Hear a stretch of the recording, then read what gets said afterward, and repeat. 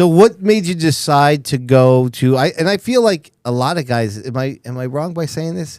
I feel like there's mini stocks to the late models is not.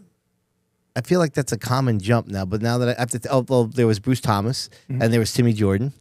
So I feel like it's not skipping over the streeters. Why did you decide to go late model racing and not do the street stock thing? Just how it worked out. I mean, 2013, Teddy Butler called me.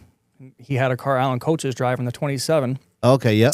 And they went their separate ways, and he called, and I finished a year out in that. Oh, yeah, I remember that. Holy crap. Yeah. Yep. And then... that was a good car. That car was fast. Yeah, it was good. Yep.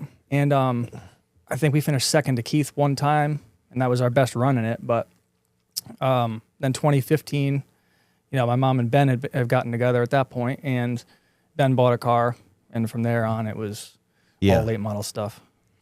So when you started branching out, did you race a full season with Granite State Pro Stocks at one point? I raced 3 full seasons with them. 3 with them? Yeah. Then you did some act racing too, did you not? 2017, we were full-time ACT. Did you? And you ran the whole circuit? I think we missed like 2 shows. Yeah. Did you go to Canada? No, we didn't cross the border.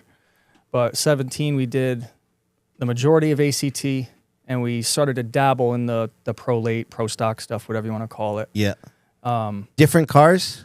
Yeah, different cars. Yep. Yeah. And then we had actually converted our ACT car to a pro stock towards the end of that year. Yeah. And tried to qualify for the 250. Yeah.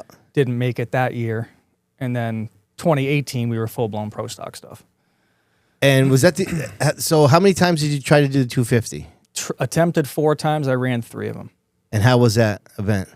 Unbelievable. Really? Yeah. And it's crazy because before 2018, I didn't know what the Oxford 250 was. Yeah. No idea. I'm a mini stock guy from southeastern Connecticut. Same. Even me as a historian, it's only been like 10 years since I actually knew what that race was. Yeah, and I mean, anybody who hasn't gone to that, just go on Sunday with the whole event. They bring every driver on the front stretch. You pull a pill on a big board, and that's where you start. That determines your day. Wow. There's 6 heat races, and it's just straight up off the pill draw. How many cars they draw to try to qualify? Like in the 60s?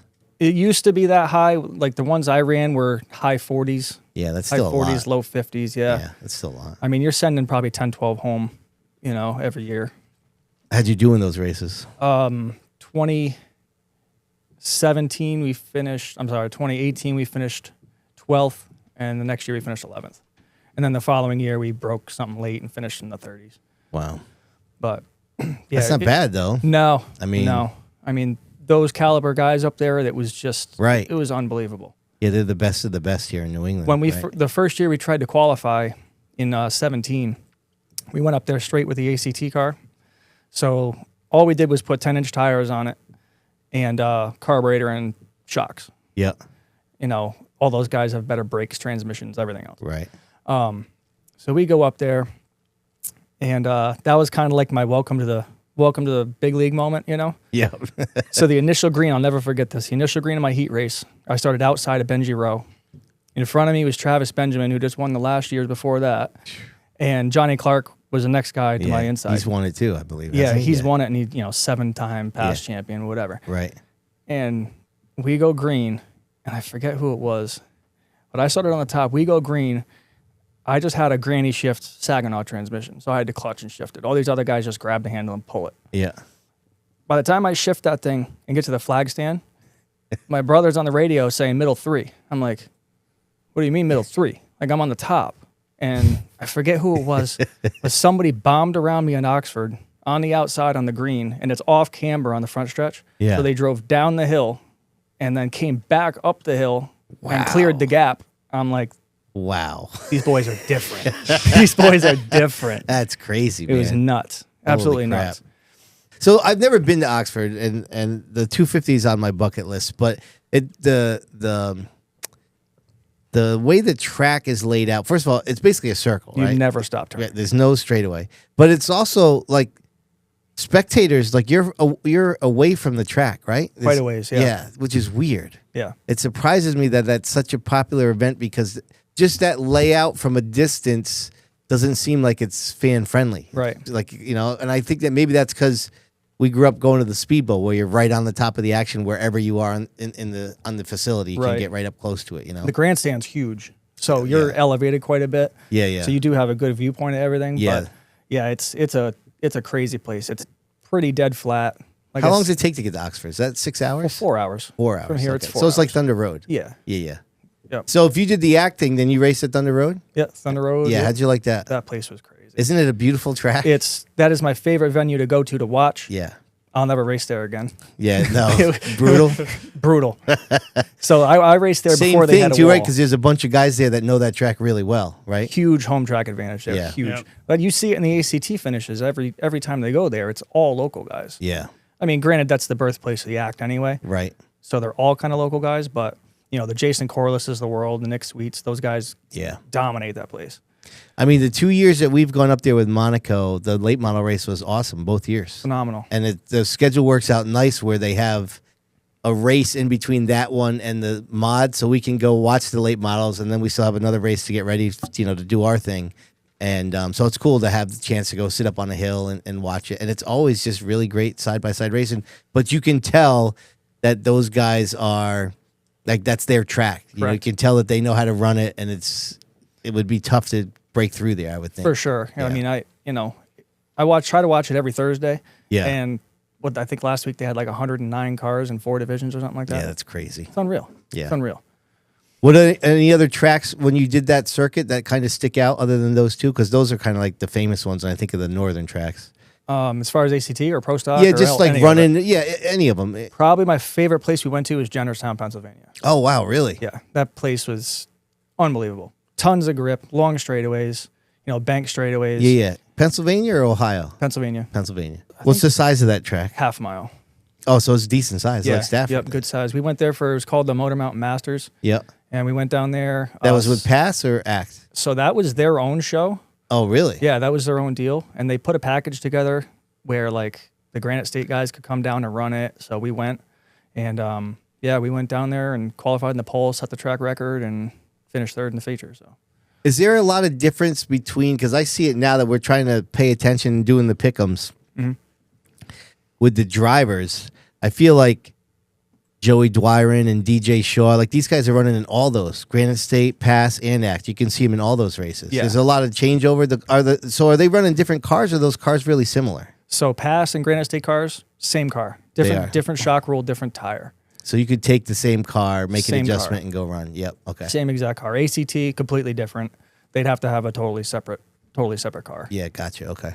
So what made you stop?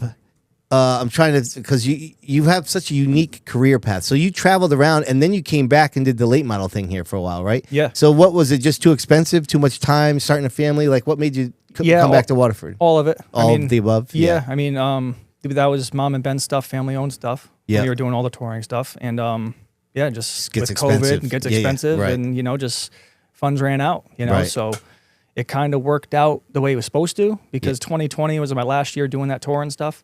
And that's when we were pregnant with my son anyway. Yeah. So how much longer realistically could you do that? Yeah. Right. Right. So, and then I got that opportunity with Randy and ended up buying that car, stayed at home and had a blast doing that. And so because I know you and Randy are pretty good friends. Mm-hmm. Did that friendship, was that already established when you started racing for him, or did it come out of that racing together? So that came out of he bought a car from us, my ACT late model that we were touring with. Yep. He bought that, and because he wrecked his car, so he bought that, raced that car, fixed the one he wrecked, and then when I was sitting around twiddling my thumbs, he's like, "Hey, you want to drive my car?" All right, cool. And then it's funny because I bought it from him, so we just pretty much switched cars. Yeah. Yeah. So that was really cool. But yeah, he's been great. And What's he doing now? Is he, because I saw him last year at where did I see him? Star. yeah, he runs there full time usually. Yeah. He was down here a lot beginning of this year. Yeah, I noticed that. And I But was, he gets super busy with work. He does HVAC, so especially right now, like oh yeah, it's, forget about it. Yeah. He plans to race, but then he gets a call, Right. and Oh yeah, he's- and we saw him at the Haunted 100 last year. Yep. Yeah. Yep. So he's been bouncing around. Bonta, right. over to you. I've been wanting to ask this question for a while. When you were racing late models, I think it was 2022. It was you and Palmer Yep. fighting for the championship. And it was a great show. Not that many late models, but you two, every week, put on a fantastic show. Comes down to championship night, and as per usual, you two are going at it, battling for the lead. And the points were so tight, I think basically whoever finished ahead of who was basically going to win the championship. You two make contact, and Palmer ends up spinning through the grass. You get black flagged. Mm-hmm. And instead of going to the back, you decide to park it. And I don't think Palmer's car was ever the same for the rest of that race. I just wanted to know why you decided to park it. Even though you got penalized, you weren't out of the championship by any means. No. So what made you decide to just call it done there? So really the fuse lit when we rode around for 4 or 5 laps. No call, no call, no call. And in my head, I'm saying, if they make a call now, I'm going to be pretty heated. Because in my opinion, if you can't make a call in the instant, then a call shouldn't be made. 100 guys in a bar rule, right? Mm-hmm. That was rolling through my head. And then when the flag finally came out, yeah, the fuse snapped. But I also didn't want it to end that way because, like you said, we had run all year, door to door, never touched once, and it would have really sucked because he ended up overheating anyway. Yep, that's exactly what happened. So realistically, I would have got going. He would have had to pull off. And, what kind of championship is that? At that point, I had been runner-up for 4 straight years between touring stuff and whatever. I didn't want my first one to be like that. So all of that was running through my head. And in hindsight, sure, stay out there. But do I regret it? Not at all. Really? Yeah. Because the next year we came back in 22, and I went all in, everything brand new, and we went out there and we locked it up with 2 shows to go. I could have taken the last 2 weeks off. That's true. And that's how I wanted to do it. So, I always wanted to keep Jason's respect because he's one of the greatest down there ever. And we always raced well together. And, I can relate to that a little bit only because I am super competitive. And I like when you're telling that story, I'm just thinking to myself, oh, yeah, I've been that wound up. Yeah. Where, like, nothing you're going to do or say at this point is going to, I'm so wound up, I've made up my mind, and nothing's going to change it. That was the thing. I remember Chris Williams came flying down off the fence when I got to my pit stall. What are you doing? Get out there. Bruce Thomas came flying down. I think we had a camera on your car. Yeah. And I played some of it in the Sid's view. Yeah. Even like Bruce Thomas, he's like, you're going to regret it if you don't go back out there. And I said, it is what it is, man. Yeah. I'm not going to get labeled as the guy that took out the guy for the championship to win my first one. You know what I mean? And yeah, right. Part of me too, Jason's a driving machine. And we went all the way down the front stretch. And to me, I thought he hung a left a little bit on me when we got down there. I got into his left rear off of 4, no doubt. But when we got all the way down the front stretch, there was a puddle on the flat, and I thought he was trying to push me down there. So I ripped the brakes on, and that's when he went flying through the infield and through the puddle. Yeah. So I was just like, wow, it's a race deal, Yeah. Which it was. And it felt that way when we were riding around. I was like, all right, they called it a race deal. That still would have sucked, but I could have lived with that. It's a tough situation for the race director because there is so 100%. much weighing in on their shoulders to make the right call with what's on the line. Right. Well, you said it perfect too. Said even in the video, you said, bad call or not, it's still, it's still good content, Yeah. And I remember, Indeed it was. I'll always remember that, like I can't believe he's not coming back out. I'll always remember that. Was it? And that my brother running down the front stretch. I was just about to mention your brother. Yeah. Good TV. Yeah. Do you miss those days when it was like, I say those days, but it's like a few years ago when it was you, Palmer, Brody, when he came in the late models, and Moeller? Because that group of 4 was a really damn good group of cars. I forgot about Moeller. That was a great year. That was 21, I think, right? Yeah. Yeah. Yep, that was great. I mean, like you said, 4 great cars, and then, Hadley was fast. Yeah. Morgan would show up in the 31. We'd have some good cars, and, it's always been like that with those cars, though. It's up and down and up and down. It cycles. It's, guys move on. Moeller still got his car. I was just going to ask you that. He still has it? It just sits there, Yeah, but it's amazing. You can't blame him. He's so good in the late models, too, though. He's good in everything. He is. He's a driver, man. He's good.